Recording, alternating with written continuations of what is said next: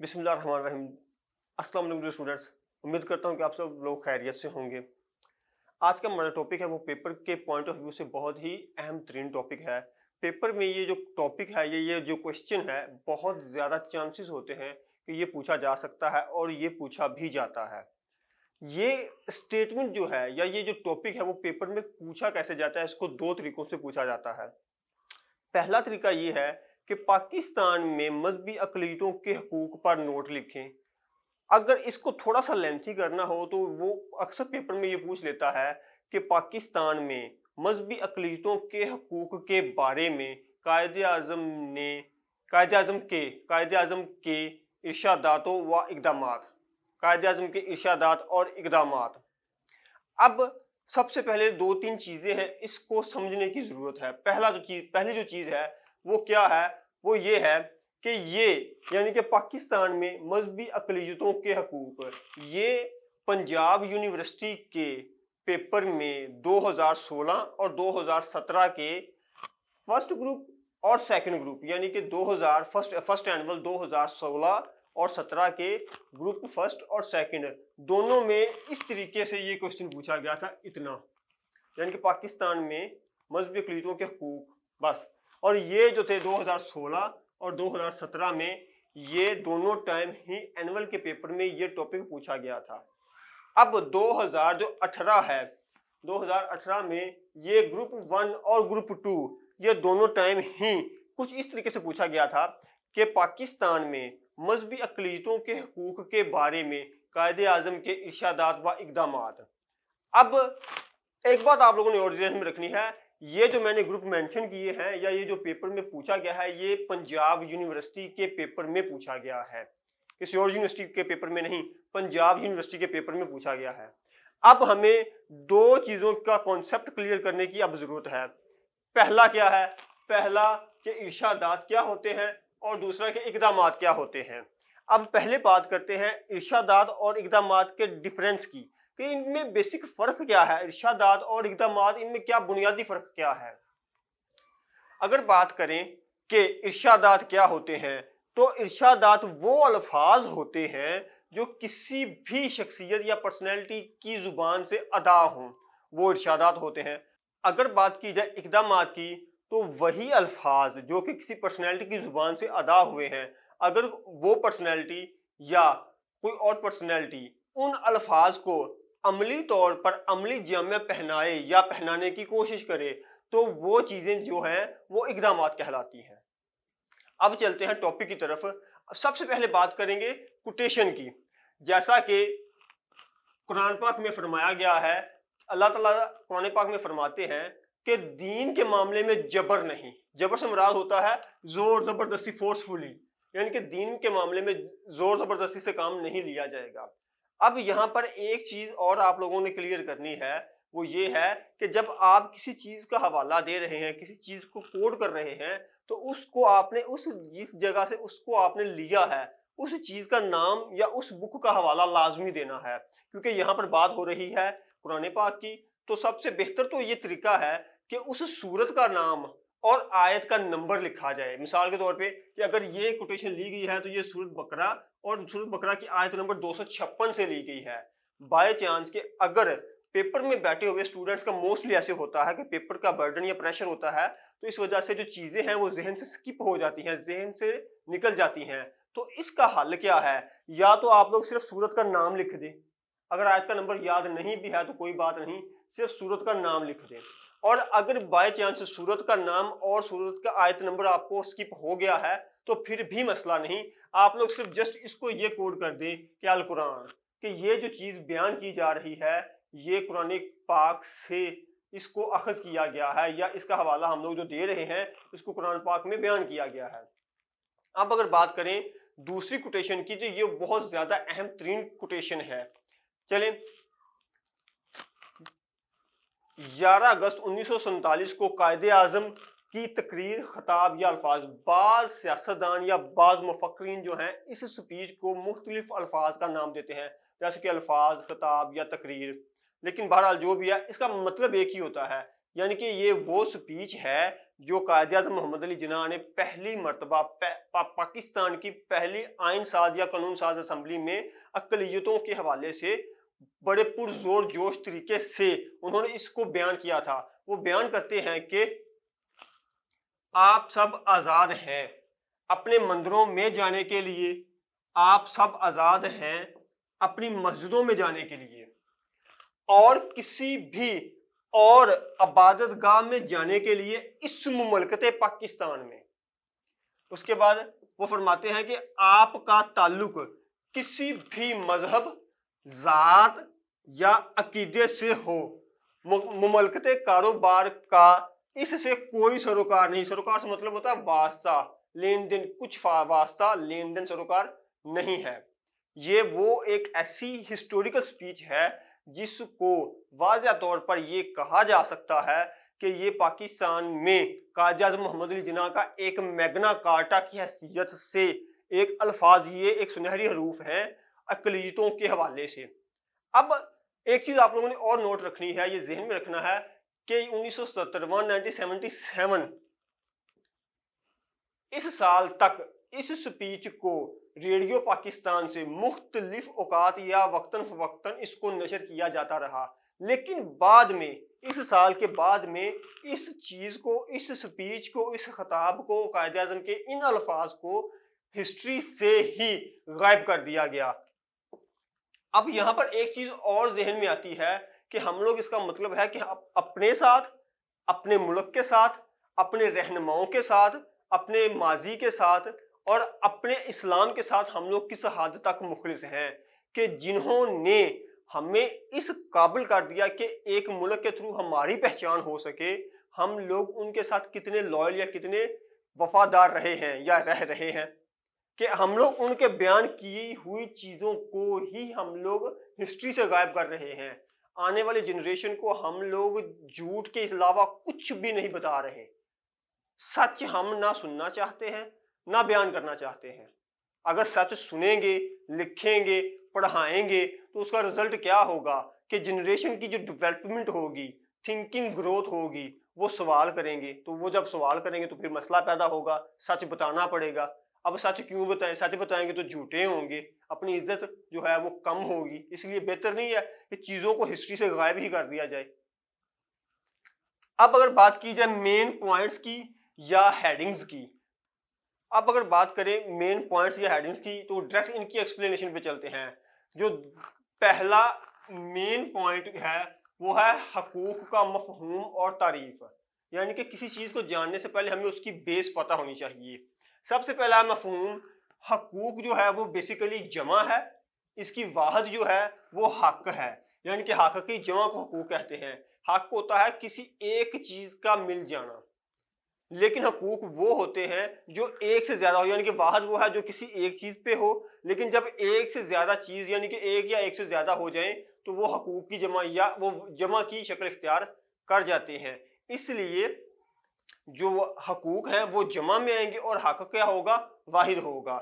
ایک سے زیادہ چیزیں سہولتیں ملیں گی تو وہ حقوق ہوں گے, ایک ملے گی تو وہ حق یا سہولت ہوگا یا واحد ہوگا. اب بات کی جائے اس کے لغوی معنی کی, حق کے لغوی معنی کی, تو مختلف اس کے معنی ہیں. سب سے پہلے یعنی کہ سچائی, وہ چیز جو سچائی کے ساتھ مل جائے, وہ چیز جو جائز طریقے سے, درست طریقے سے, برابر معاشرے میں رہتے ہوئے برابری کی سطح پر اور انصاف کے طور پر مل جائے, جو کہ سب کے لیے ایک جیسی ہو. اس کا یہ لفظی معنی ہے. اب اگر بات کی جائے حق کی تعریف کی, مختلف مفکرین نے حق کی مختلف ڈیفینیشنز کی ہیں جن کو سمپل لفظوں میں کچھ اس طریقے سے بیان کیا گیا ہے. پہلی ڈیفینیشن جو ہے وہ ہے گل کرائسٹ کی. وہ لکھتے ہیں کہ حقوق فرد کی اخلاقی نشو و نما کے لیے لازمی شرائط کا نام ہے. حقوق فرد کی اخلاقی نشو و نما کے لیے لازمی شرائط کا نام ہے. اب اگر بات کی جائے حقوق کی سیکنڈ ڈیفینیشن کی تو وہ بقول ارسطو وہ لکھتے ہیں کہ حقوق ریاست کی بنیاد ہیں اور عدل و انصاف کو جانچنے کا معیار حقوق پر قائم ہے. اب اگر تھرڈ ڈیفینیشن کی بات کی جائے تو لاسکی کے مطابق جو ہے وہ حقوق کی تعریف کچھ یوں ہے کہ معاشرے کی اجتماعی زندگی کے لیے بنیادی شرائط کو حقوق کہتے ہیں، تاکہ افراد اپنی صلاحیتوں کا اظہار کر سکیں، تاکہ افراد اپنی صلاحیتوں کا اظہار کر سکیں۔ اب اگر بات کی جائے مین پوائنٹ نمبر 2 کی، تو وہ ہے قائد اعظم کا پہلا خطاب میگنا کارٹا۔ سب سے پہلے تو سمپل لفظوں میں یہ سمجھیں کہ میگنا کارٹا کیا ہوتا ہے، یعنی کہ great charter of freedom. Simple لفظوں میں کہ ایک ایسا عظیم قانون جو کہ آزادی سے متعلق ہو، میگنا کارٹا۔ اور قائد اعظم کا پہلا خطاب اس لیے کیونکہ جب پاکستان آزاد ہوا تو انہوں نے اقلیتی قوانین کے حوالے سے، اقلیتوں کے قانون کے حوالے سے انہوں نے جو یہ سپیچ دی، یہ میگنا کارٹا کی حیثیت رکھتی ہے پاکستان کی تاریخ میں۔ اب اس سپیچ کو اگر ہم لوگ سمپلی سمرائز کریں تو اس کے 2 پوائنٹ مین واضح طور پر نظر آتے ہیں۔ پہلا کیا ہے؟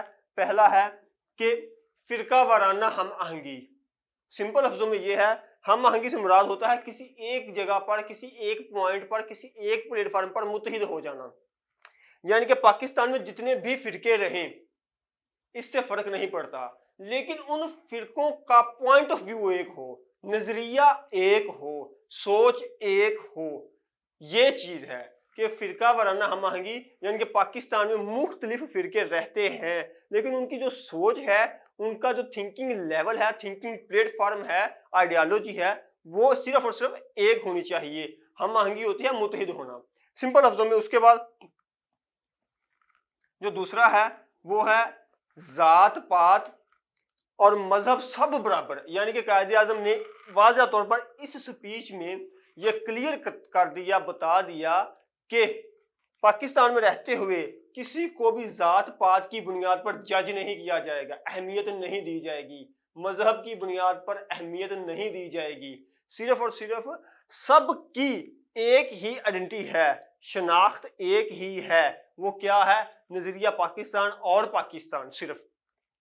اب اگر بات کریں پوائنٹ نمبر 3 کی، نیشنل مائنورٹی ڈے آف ان پاکستان، تو بیسیکلی کیونکہ یہ سپیچ جو تھی وہ 11 اگست 1947 کو پہلی دفعہ قائد اعظم نے قانون ساز اسمبلی میں بیان کی تھی، اس حوالے سے، اس ڈیٹ کے حوالے سے 11 اگست کو ہر سال پاکستان میں 11 اگست کو نیشنل مائنورٹی ڈے منایا جاتا ہے، یعنی کہ اقلیتوں کا قومی دن منایا جاتا ہے۔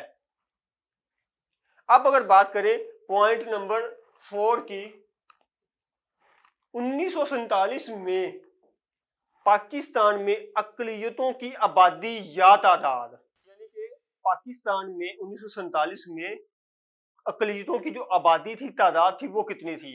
اس سے پہلے ہمیں اس کا تھوڑا سا پس منظر دیکھنا ہوگا کہ پاکستان کی ٹوٹل پاپولیشن جو تھی وہ کتنی تھی۔ اگر پاکستان کی ٹوٹل پاپولیشن ریسرچ کی جائے، تحقیق کی جائے، اس کو سرچ کیا جائے تو اس کا کچھ فگر یوں آتا ہے 32.5 ملین، یعنی کہ 32.5 ملین جو لوگ تھے اس وقت، یعنی کہ 1947 میں پاکستان کے رہائشی تھے۔ اب اگر اس میں سے یہ پوائنٹ آؤٹ کرنا ہو، یہ اخذ کرنا ہو کہ اس میں اقلیتوں کی پرسنٹیج کتنی تھی، تو وہ کچھ یوں ہے۔ پہلے ہمیں یہ 32.5 ملین کو ہم اگر نمبرز میں کنورٹ کرتے ہیں تو یہ جو فگر آتا ہے وہ آتا ہے 3.25 کروڑ۔ اب اگر اقلیتوں کی بات کی جائے تو پاکستان میں اقلیتیں جو تھیں وہ 23% تھیں، یعنی کہ 23% جو لوگ تھے پاکستان میں 1947 میں، وہ بیسیکلی ایک اقلیتی طور پر پاکستان میں رہائش پذیر تھے۔ اب اگر 100 میں سے 23% کو نکالا جائے تو یہ 77% لوگ بنتے ہیں۔ اب یہاں پر ایک چیز آپ لوگوں نے اور کلیئر کر لینی ہے کہ اگر یہ تمام چیزیں ذہن میں نہیں رہتی کوئی مسئلہ نہیں ہے، آپ نے صرف ایک فگر کاؤنٹ کر دینا ہے، کوڈ کر دینا ہے، لکھ دینا ہے، بیان کر دینا ہے، مینشن کر دینا ہے آپ نے۔ وہ کیا ہے؟ وہ صرف اور صرف یہ ہے کہ پاکستان میں، یہ ہیڈنگ دے دینی ہے آپ نے کہ پاکستان میں اقلیتوں کی تعداد اونلی 23%۔ بس اگر یہ دیکھا جائے کہ ان تمام فگرز کو کس جگہ سے پوائنٹ آؤٹ کیا گیا ہے، اخذ کیا گیا ہے، لیا گیا ہے، تو اس کے اگر سورس ہیں وہ ہے Pakistan economic survey ministry of planning, ये वो वेबसाइट है जहां से इस चीज को अखज किया गया है। अब अगर बात की जाए पॉइंट नंबर 5 की, तो कायदे आजम के तय करदा अकलियती हकूक, हमने इनको 4 इकसाम में तकसीम किया है। उसके बाद अगर सब पॉइंट नंबर 2 की बात की जाए, जायदाद बनाने का हक, तो यानी कि जो अकलियती अफराद हैं उनको जायदाद बनाने का हक हासिल है, लेकिन जायज तरीके से, नाजायज तरीके से नहीं। जायज तरीके से मुराद है जिसकी इजाजत पाकिस्तान का कानून देता है, उसके अंदर रहते हुए जायदाद जायज तरीके से बनाई जा सकती है, जरिया मुआश अपनाया जा सकता है। उसके बाद सब पॉइंट नंबर 3 की बात करें तो वो है मुलाजमत का हक, यानी कि पाकिस्तान में मुलाजमत का हक जो है वो सिर्फ और सिर्फ अक्सरियती मेजोरिटी को नहीं है, अकलियतों को भी है, माइनॉरिटीज को भी है। जिसकी सिंपल मिसाल अगर हम लोग देखें, पाकिस्तान के जो टॉप लेवल के कम्पिटिटिव एग्जाम है, मिसाल के तौर पर CSS है, PMS है, उनमें भी इनकी मुलाजमतों का जो कोटा है वो एक मुख्तसस कर दिया जाता है कि ये इतने % जो हैं वो माइनॉरिटी के लोग जो हैं वो इसमें अप्लाई करेंगे। उसके बाद जायज तरीके से अकलियती लोगों को असासाजात बनाने का भी हक हासिल है, वो जायज तरीके से कानून के दायरे में रहते हुए अपने असासाजात को बना सकते हैं। अब अगर बात की जाए दूसरी किस्म की, तो वो है सियासी पॉलिटिक्स। सिंपल लफ्जों में ये है कि कौमियत का जो हक है, यानी कि अकलियती अफराद जो हैं वो अपनी मर्जी से कौम का इख्तियार रखते हैं, कौम बना सकते हैं, जिस मर्जी कौम में शामिल हो सकते हैं। अब अगर इसके सब पॉइंट नंबर 2 की बात की जाए, वो है इजहार राय का हक, यानी कि वो अपनी राय का, अपनी सोच का इजहार कर सकते हैं। सोच होती है, पॉइंट ऑफ व्यू अपना होता है, तनकीद करने का हर किसी का अपना एक तरीकाकार होता है, इसीलिए हर कोई अपने तरीके से अपनी राय का इजहार कर सकता है, लेकिन जायज तरीके से, सही तरीके से। उसके बाद अगर बात की जाए सब पॉइंट नंबर 3 की, अलग नुमाइंदगी का हक, तो ये अकलियती अफराद जो हैं वो अपनी अकलियतों के हकूक के लिए अलग से नुमाइंदगी करने का भी हक रखते हैं। अगर सब पॉइंट नंबर 4 की बात की जाए, जमात बनाने का हक, अगर ये चाहें कि हम एक पॉलिटिकल जमात बनाएं अकलियतों की, तो इन्हें कानून इस चीज की भी इजाजत देता है कि आप अपनी एक अलग से जमात बना सकते हैं, लेकिन उसके तमाम तर जो मकासद हैं वो सोसाइटी के लिए हों, मुल्क के लिए हों और आइन के अंदर रहते हुए जायज हों। उसके बाद सब पॉइंट नंबर 5 है, इसका है तनकीद करने का हक, यानी कि पाकिस्तान का जो आइन है वो इस चीज की अकलियतों को इजाजत देता है कि आप लोग तनकीद करने का हक रखते हैं, तनकीद की जा सकती है, लेकिन अल्फाज का चुनाव और मुनासिब तरीके के साथ। बेजा तनकीद सख्ती से गुरेज की जाती है। उसके बाद सब पॉइंट नंबर 6 है एहतजाज करने का हक। अब सिंपल लफ्जों में ये समझ लें कि अगर अकलियती लोगों में से किसी एक के साथ जुल्म हो जाता है और वो अपनी दादरसी के लिए किसी भी गवर्नमेंट इंस्टीट्यूशन के पास जाता है, किसी भी गवर्नमेंट के अदारे के पास जाता है, लेकिन वहां पर उसकी सुनवाई नहीं होती है, तो वो अपनी जायज बात को मनवाने के लिए, अपना हक लेने के लिए वो प्रोटेस्ट कर सकते हैं, एहतजाज कर सकते हैं। आइन इस चीज की उनको इजाजत देता है। उसके बाद अगर बात की जाए सब पॉइंट नंबर 7 की, तो इसमें 2 चीजें हैं, एक है तहरीर और दूसरा है तकरीर। तहरीर होता है किसी चीज को लिखना और तकरीर होता है किसी चीज को बयान करना, यानी कि अकलियती जो हकूक हैं, अकलियती जो अफराद हैं वो अपनी जो चीजें हैं, अपनी सोच जो है वो लिख सकते हैं, बयान कर सकते हैं। उसके बाद अपनी जो उनकी अपनी जाती सोच है उनको अपनी स्पीचेस के जरिए, अपनी तकारीर के लिए, अपनी तकारीर के जरिए वो अपनी सोच को बयान कर सकते हैं, लेकिन वो फिर वही बात है कि वो सिर्फ और सिर्फ जायज हो, उनके मुतालबात जायज हो, नाजायज नहीं होनी चाहिए। तहरीर का मतलब ये है कि उनकी उन तमाम डिमांड जायज को माना जाएगा या देखा सुना और पढ़ा जाएगा जो कि अवाम के लिए, सोसाइटी के लिए और मुल्क के लिए फायदामंद हो। उसके बाद इसका सब पॉइंट नंबर 8 है कि मखसूस नशिस्तों का हक। ये बेसिकली इसीलिए है कि जैसा कि यहाँ पर बयान कर दिया गया है कि यानी कि जो पाकिस्तान के टॉप कॉम्पिटिटिव एग्जाम है, CSS है, PMS है, यहाँ पर इनकी जो माइनॉरिटी की जो सीट्स होती हैं वहां पर भी इनके लिए अलग से एक कोटा जो होता है वो रखा जाता है। ये जो मखसूस नशिस्तें हैं वो पहले से मुख्तसिस कर दी जाती हैं ताकि अक़लियती अफराद जो हैं वो भी अपनी चाहे वो हुकूमत में हो या किसी इदारे में हो, वो भी अच्छी पोस्टों पर बैठ के काम कर सकें और अपने अक़लियती लोगों की फलाह बहबूद के लिए बेहतर तौर पर अपने काम को सर अंजाम दे सकें। अगर बात की जाए तीसरी किस्म की तो वो है मजहबी हकूक, रिलीजियस राइट्स। सबसे पहले इसका जो सब पॉइंट है वो है अकीदे का हक। हर अक़लियती फर्द या अफराद अपने अकीदे को अपनी मर्जी से रखने का हक हासिल रखता है। अपनी मर्जी से वो जिस भी अकीदे पर बिलीव रखना चाहे, यकीन रखना चाहे, वो रख सकता है। अब अगर सब पॉइंट नंबर 2 की बात करें तो अक़लियती फर्द अपने मजहब को अपनी मर्जी से अपनाने का हक हासिल रखता है। किसी को फोर्सफुली ये नहीं कहा जा सकता कि आप इस्लाम को एक्सेप्ट करें, कबूल करें, ये नहीं कहा जा सकता। अगर वो खुद अपनाना चाहता है तो उसकी मर्जी है, फोर्सफुली नहीं। अब सब पॉइंट नंबर 3 की बात करें तो मजहबी तबलीग का हक। ये पाकिस्तान में बहुत एक रूटीन में देखने को चीज़ मिलती है कि पाकिस्तान में इन तमाम चीज़ों को बहुत आज़ादी के साथ देखा और अप्रिशिएट किया जाता है।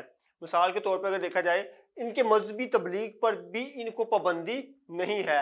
आम रूटीन में हम लोग केबल टीवीज़ पर, चैनल्स पर, सोशल मीडिया पर देखें तो हमें बहुत सी चीज़ें जो ऐसी हैं जो हम अपनी आम रूटीन डेली लाइफ में इनको देखते हैं। मिसाल के तौर पे कि जो क्रिश्चियनिटी रिलीजन है ये अपने जो मजहब है इसको प्रमोट या इसकी जो तबलीग है वो कैसे करता है। तो सबसे पहले इसकी जो मिसाल है वो है इसहाक टीवी, इसको इंग्लिश में आइजक टीवी भी बोलते हैं। उसके बाद है फजल टीवी, उसके बाद है बरकत टीवी और उसके बाद है जीसस क्राइस्ट टीवी।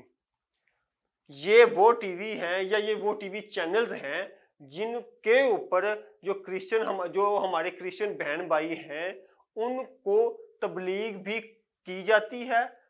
उनको ये वो टीवी चैनल हैं जो कि पाकिस्तान में आम रूटीन में देखने को मिलते हैं, जिनसे हमारे क्रिश्चियन बहन भाई जो हैं वो बेसिकली इन चीज़ों से अपने मजहब के बारे में वो चीज़ें जानते हैं जो कि आम सतह पर रहकर नहीं जानी जा सकती। अब अगर बात की जाए पॉइंट नंबर 4 की तो यह अलग कब्रिस्तान बनाने का हक है। यानी कि जो अक़लियती लोग हैं इनको इतना हक भी हासिल है कि वो अगर चाहें तो वो अपना अलग से कब्रिस्तान बना सकते हैं, इसके ऊपर कोई पाबंदी नहीं। पाकिस्तान में हर एक मजहबी त्यौहार को बड़े जोशो खरोश से मनाया जाता है, जिसकी सिंपल और आम रूटीन में जो मिसालें हैं वो ये हैं कि जो अक़लियती त्यौहार पाकिस्तान में मनाए जाते हैं। सबसे पहले है होली, जो कि हमारे सबसे ज्यादा देखने को मिलती है सिंध के इलाका जात में। उसके बाद है बैसाखी, उसके बाद ईस्टर, उसके बाद नवरात्रि और उसके बाद जो आखिर में है वो बाबा गुरु नानक का जन्मदिन। यानी कि ये जो वो अक़लियती मजहबी त्यौहार है पाकिस्तान में बड़े पुरजोश तरीके से मनाए जाते हैं। अब अगर बात करें हकूक की चौथी किस्म की, फोर्थ काइंड्स की, तो वो है मुआशरती हकूक। मुआशरती हकूक सिंपल लफ्जों में ये है कि वो हकूक जो मुआशरे में रहने के लिए जरूरी हों। सबसे पहला है तालीम का हक कि हर अक़लियती फर्द को तालीम हासिल करने का हक हासिल है। उसके बाद सब पॉइंट नंबर 2 है ख़ानदान का हक, यानी कि हर अक़लियती फर्द को शादी करने का हक हासिल है, अपने ख़ानदान को बढ़ाने का हक हासिल है। उसके बाद है सब पॉइंट नंबर 3 दिफा का हक, यानी कि अगर कोई लड़ाई झगड़ा हो जाता है तो उसको सेल्फ डिफेंस का हक हासिल है। अगर बात की जाए सब पॉइंट नंबर 4 की तो मुआहदा करने का हक, यानी कि ज़िंदगी गुजारने के लिए मुख्तलिफ लेन देन के जो मामलात होते हैं, मुख्तलिफ एग्रीमेंट्स जो होते हैं उनको हक हासिल है। लेकिन वो मुआहदाजात जो उस सोसाइटी के लिए और पाकिस्तान के लिए बेहतर हों, वो मुआहदाजात किसी ऐसे मुआहदे को किसी सूरत एक्सेप्ट नहीं किया जाता जो कि रियासत के लोगों के और आइन के खिलाफ हो या नाफी हो। उसके बाद कल्चर का हक, हर किसी अक़लियती फर्द को या अक़लियतों को उनको अपने कल्चर को प्रमोट करने का और अपने कल्चर के मुताबिक ज़िंदगी गुजारने का हक हासिल है। और उसके बाद है सब पॉइंट नंबर 6 ذاتی जिंदगी, यानी कि हर किसी को अपनी ذاتی जिंदगी अपने तरीके से जीने का हक है, किसी को किसी के ऊपर मुसल्लत नहीं किया जा सकता। उसके बाद सब पॉइंट नंबर 7 कानूनी दिफा का हक। मिसाल के तौर पे अगर किसी के साथ नाइंसाफी हो जाती है, किसी भी अक़लियती फर्द के साथ या किसी भी अक़लियती या कहीं पर भी अक़लियती लोगों के साथ जो नाइंसाफी हो जाती है, तो उनको कानूनी दिफा का हक हासिल है, वो कानून का सहारा ले सकते हैं। उसके बाद आता है समाजी मसावत। ये सिंपल है, ये सिंपल सा है क्या कि हर कोई मुआशरे में रहता हुआ एक ही सतह पर है, सब लोग बराबर हैं, किसी को भी किसी भी लिहाज से, चाहे वो मजहब हो, चाहे वो किसी भी लिहाज से जात पात का सिस्टम हो, इस बुनियाद पर किसी को जज नहीं किया जाएगा। मुआशरे में रहते हुए सब इक्वल हैं, सब बराबर हैं। उसके बाद सब पॉइंट नंबर 9 आ जाता है कि यानी कि फलाह बहबूद का हक। अपनी अक़लियतों को, अपनी बरादरी को बढ़ाने के लिए, उनकी फलाह बहबूद के लिए बेहतर तौर पर अपनी सोच को पेश करना, उनके लिए बेहतरी के काम करना, ये हर एक अक़लियत का हक है या अक़लियती फर्द का हक है। उसके बाद आ जाता है अक़लियती तालीम का हक। ये हर किसी को, अक़लियत वाले हर किसी को इस चीज़ का हक हासिल है कि अगर कोई भी अक़लियती फर्द इस्लामिक स्टडी को नहीं पढ़ना चाहता, अगर वो तालीम हासिल कर रहा है या रही है, अगर वो जो इस्लामिक स्टडी की लाजमी कंपलसरी तालीम है वो नहीं पढ़ना चाहता, तो उसके मुतबादल जो है वो एक इखलाकियात का सब्जेक्ट होता है, वो उसको चूज़ कर सकता है, ये उसकी चॉइस के ऊपर डिपेंड होता है। किसी को फोर्सफुली इस्लामिक स्टडी के बारे में पढ़ाया नहीं जाता है। ये अक़लियती तालीम उनके लिए है जो कि पाकिस्तान में अक़लियतें रहती हैं। और इसकी सिंपल एग्जाम्पल जो है पाकिस्तान के कॉम्पिटिटिव एग्जाम है CSS और PMS, ये अक़लियती तालीम उस लेवल तक भी चॉइस के ऊपर मुनहसर है, उन इम्तहानात में भी इन सब्जेक्ट्स की चॉइस दी जाती है। उसके बाद आ जाता है जी पॉइंट नंबर 11 नक्लो हरकत का हक। हर एक अक़लियती फर्द को नक्लो हरकत यानी कि एक जगह से दूसरी जगह माइग्रेट होने का हक हासिल है। उसके बाद आ जाता है पॉइंट नंबर 12 शख्सी मामलात। शख्सी मामलात ये मामलात ऐसे होते हैं जो किसी फर्द वाहिद की जिंदगी के गिर्द घूमते हैं। मिसाल के तौर पे कि अगर शादी, उसके बाद वरासत और उसके बाद जो है तलाक, ये वो मामलात हैं जो हर किसी अक़लियत के कवानीन के मुताबिक, उनके पर्सनल लॉज जो होंगे उनके मुताबिक ये उनके फैसलाजात होते हैं। अगर शादी होनी है तो वो तमाम रस्में होंगी जो उनके कवानीन, उनके पर्सनल लॉज जो हैं उन चीज़ों में लिखे हुए हैं। और अगर वरासत का हक मिलना है तो वही ही बयान करदा हुए मुकद्दस किताबें, जिन्हें वो मुकद्दस किताबें समझते हैं, उनके बयान करदा हुए कवानीन के मुताबिक उनको ये जो कवानीन हैं उनके पर्सनल लॉज के मुताबिक, उनके पर्सनल लॉज के मुताबिक ही उनके ये मामलात जो हैं वो डील किए जाते हैं। ये वो मामलात हैं, ये वो शख्सी मामलात हैं जो कि हर अक़लियत या अक़लियती लोगों के मुकद्दस किताबों के लिखे हुए कवानीन, जिनको आम जुबान में पर्सनल लॉज कहा जाता है, उनके बताए हुए कवानीन के मुताबिक ही इन मामलात को डील किया जाता है। अगर बात की जाए पॉइंट नंबर 6 की, तो वो है पाकिस्तान में अक़लियती अफराद की कुलीदी ओहदों पर मिसालें। सबसे पहले इस पॉइंट में हमें एक कीवर्ड समझने की ज़रूरत है, और वो क्या है? वो है कुलीदी। यानी कि कुलीदी के लफ्जी उर्दू मानी क्या है? इसके मानी है कि बहुत ज़्यादा अहमियत रखने वाला फर्द, ओहदा या इदारा। तो यहाँ पर बात हो रही है किसकी? ओहदों की।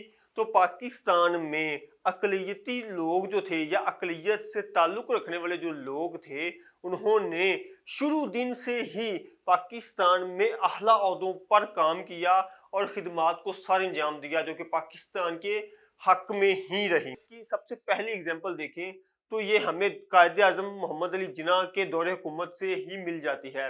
मिसाल के तौर पर कि पहली वफाकी काबीना जो थी, जिसको कायदे आज़म मोहम्मद अली जिन्ना ने तश्कील दिया, अछूत हिंदू सियासतदान जिनका नाम था जोगिंदर नाथ मंडल, उनको कायदे आज़म ने वजीर कानून और वजीर लेबर बतौर तैनात किया, और पाकिस्तान के लिए ये बहुत ही फायदा मंद वजीर साबित हुए। اگر اس کی دوسری اگزامپل کی بات کی جائے یا دوسری مثال کو ہم لوگ اگر دیکھیں تو وہ ہے پاکستان کی سب سے بڑی عدالت سپریم کورٹ آف پاکستان۔ اقلیت سے تعلق رکھنے والے جو لوگ تھے انہوں نے پاکستان کی اس عدالت یعنی کہ پاکستان کی عدالت سپریم کورٹ آف پاکستان میں بہت اعلیٰ عہدہ یعنی کہ چیف جسٹس کے عہدوں پر بھی کام کیا اور کر بھی رہے ہیں۔ اس کی اگر اگزامپل دیکھی جائے تو سب سے پہلا نام جو آتا ہے وہ ہے جسٹس کارنیلیس، سیکنڈ نمبر پر جو نام آتا ہے وہ ہے جسٹس بعید الزمان، اور جو تھرڈ نمبر پر جو تیسرے نمبر پر نام آتا ہے وہ ہے جسٹس رانا بھگوان داس۔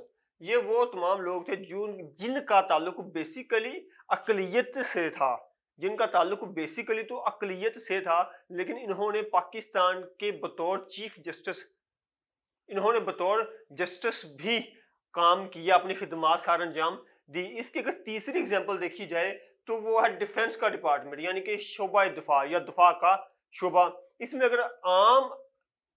اگر دیکھا جائے تو سب سے پہلا ہے ہرچند سنگھ، یہ ایک سکھ تھے جنہوں نے اپنے بہت زیادہ اعلیٰ طور پر خدمات کو سر انجام دیا پاکستان میں۔ اس کے بعد سیکنڈ نمبر پہ ہے نذیر لطیف، یہ اگر اقلیت سے اگر دیکھا جائے کہ ان کا تعلق جو تھا اقلیت سے تو وہ یہ کرسچن تھے، لیکن ایئر فورس میں انہوں نے بہت زیادہ خدمات سر انجام دیں اور پاکستان کی اہم ترین جنگوں میں انہوں نے اپنے وفاداری کا اور اپنے پاکستانی ہونے کا بہترین طور پر اپنے آپ کو ثابت بھی کیا اور پاکستانی ہونے کا ثبوت بھی دیا۔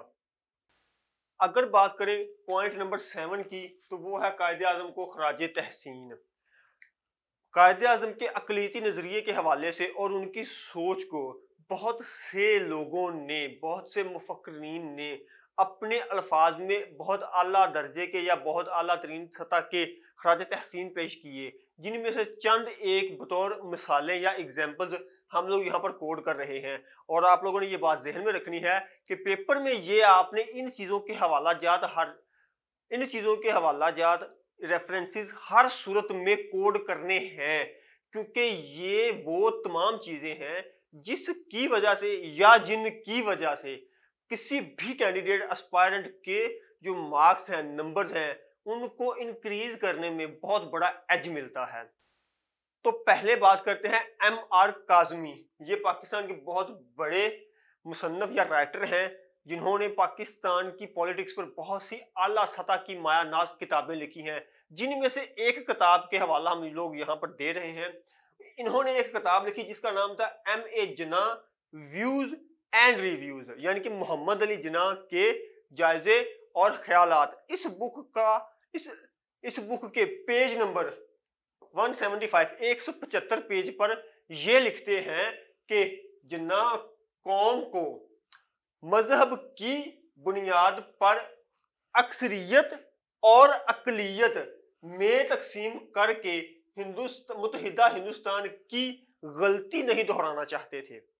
اس کی دوسری ایگزامپل کوڈ کریں یا دوسرے مصنف یا دوسرے رائٹر کا ہم حوالہ کوڈ کریں تو وہ ہیں چودھری خلیق الرحمان۔ یہ پاکستان کے بہت بڑے مصنف ہیں جو کہ پاکستان کی پولیٹکس پر یا ہسٹری میں ان کا بہت بڑا نام ہے۔ انہوں نے جو کتاب لکھی وہ ہے پاتھ وے ٹو پاکستان۔ اس بک کے پیج نمبر 321 پر یہ لکھتے ہیں قائد اعظم نے 11 اگست 1947 کے خطاب میں دو قومی نظریے کا تصور ختم کر دیا تھا اور وہ ایک پاکستانی قوم کی تشکیل کے راستے پر چل پڑے تھے۔ ان چیزوں سے ہمیں یہ ثابت ہو رہا ہے کہ قائد اعظم بیسیکلی ایک ایسے انسان تھے جن کے دل میں، خیالات میں، نظریات میں، سوچ میں، الفاظ میں اور ان کی فیوچر پلاننگ میں صرف مسلمان ہی نہیں بلکہ وہ تمام لوگ، اقلیتیں، وہ تمام غیر مسلم افراد یا لوگ گروہ شامل بھی تھے جو کہ پاکستان کے رہائشی بننا چاہتے تھے یا پاکستان میں شمولیت کرنا چاہتے تھے۔ اس کے بعد اگر بات کی جائے پوائنٹ نمبر 8 کی تو وہ ہے حاصل کلام۔ یہ ریفرنس جو ہے یہ منیر احمد منیر پاکستان کے بہت بڑے ناموں میں سے ایک نام ہے पॉलिटिक्स की बुक्स के ऊपर जो बहुत अच्छा कंटेंट लिखते हैं। ये वो साहब हैं जिन्होंने एक किताब लिखी जिसका नाम है कायदे आज़म पर एतराज़ात और हक़ाइक़, जिसके इस किताब के पेज नंबर 75 पर वो लिखते हैं कि हमारा मैग्ना कार्टा कौन सा है? ये हमारा मैग्ना कार्टा बानिए पाकिस्तान यानी बानिए पाकिस्तान 11 अगस्त 1947 की तकरीर, ये वाली इस तकरीर, इस स्पीच, इस खिताब या अल्फाज शुरू दिन से ही पहले दिन से ही बेतोजीही कहते हैं नाकाबिले गौर या नाकाबिले तवज्जो चीज का शिकार रही। इस तकरीर को आइन का हिस्सा बनाया जाना चाहिए। यानी कि वो अपनी किताब में लिखते हैं कि हमारा मैग्ना कार्टा यानी बानिए पाकिस्तान 11 अगस्त 1947 की तकरीर शुरू दिन से ही बेतवजी का शिकार रही। इस तकरीर या स्पीच को आइन का हिस्सा बनाया जाना चाहिए था। अब इन तमाम चीजों को अगर हम ओवरव्यू देखें, इन तमाम चीजों का अगर हम लोग ओवरव्यू देखें तो यहाँ पर साफ साफ कायदे आज़म के ख्यालात, सोच, नजरिए, अल्फाज और स्पीचेस में वाज़ेह तौर पर सब लोगों, अफराद, चाहे वो मजहब की बुनियाद पर है, चाहे वो रंगो नस्ल की बुनियाद पर है, सब लोग इस प्लेटफॉर्म पर वो एक ही नजर आते हैं। वो चाहते थे कि पाकिस्तान में हर कोई अपनी आज़ादाना जिंदगी और सोच के मुताबिक, अपने मजहब के मुताबिक, अपने कल्चर रवायात के मुताबिक वो जिंदगी को बसर करे। वो बिल्कुल यही चाहते थे कि जो गलती मुत्तहिदा हिंदुस्तान में मुख्तलिफ लोगों, सियासतदानों ने की और हिंदुस्तान को टुकड़ों में तकसीम करवा दिया, चाहते थे कि बेसिकली पाकिस्तान इस गलती को, इस हिस्ट्री को, इस तारीख को किसी सूरत भी ना दोहराया जाए। उम्मीद करता हूं कि आप लोगों को ये लेक्चर पसंद आया होगा। अगर आप लोगों को ये लेक्चर हमारा पसंद आया है तो प्लीज हमारे चैनल को लाइक, सब्सक्राइब, शेयर जरूर करें।